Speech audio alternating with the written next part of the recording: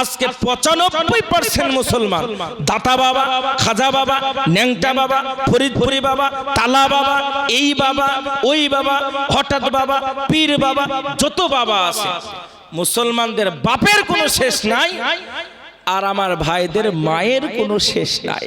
আজকে বাপে ভাইয়ে মারামারি লাগছে। এই তো ফেসবুকে একটা নতুন খবর দেখলাম, হঠাৎ একটা বাপ তৈরি হয়েছে, গলাতে তালা ঝুলিছে, ও প্রচার করলাম আমি হলাম তালা বাবা। একবার জোরে বলেন নাউজুবিল্লাহ।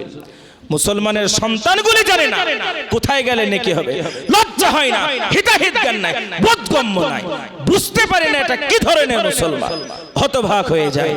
আজকে বাবার দরবারে যেতে লজ্জা লাগে না, ঘৃণা লাগে না, হিতাহিত জ্ঞান নাই, তুমি মুসলমান, তোমাকে মুসলমান বলতে লজ্জা লাগে।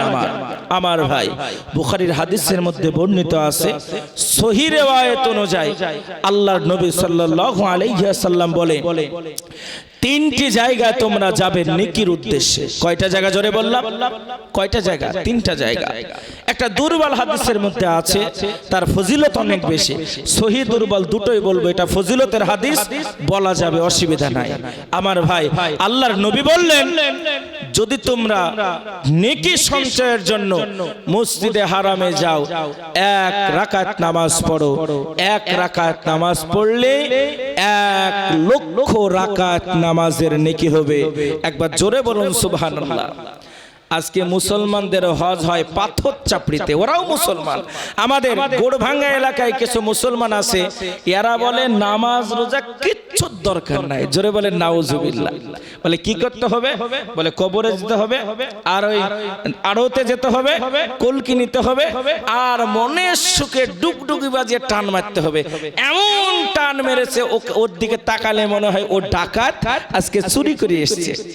আর গোপটা বাড়াতে বাড়াতে এত বাড়ানো বাড়েছে, সামনের দিকে 4 জন চাগাচ্ছে, পেছনের দিকে 4 জন চাগাচ্ছে, আর দাতা বাবা, পীর সাহেব বাবা হা করছে, আর একজনের চামচে করে কিছু খাবার দিয়ে দিচ্ছে।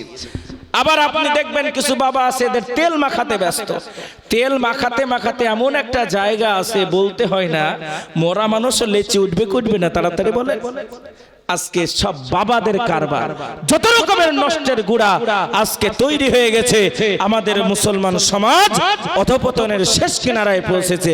যেটা বলতে যাচ্ছিলাম, নামাজ রোজার দরকার নাই, এই কাজগুলা করলেই হবে। কি করতে হবে? তারা একটা গান বানিয়েছে, আগে করো রে মনা খেরের কাজ, তোমার ধ্যান যুগে হয় দিলের নামাজ, পাঞ্জে গানা নামাজে পড়া লাগবে না, কোরআন হলো 90 পারা, শরীয়তে মানে না।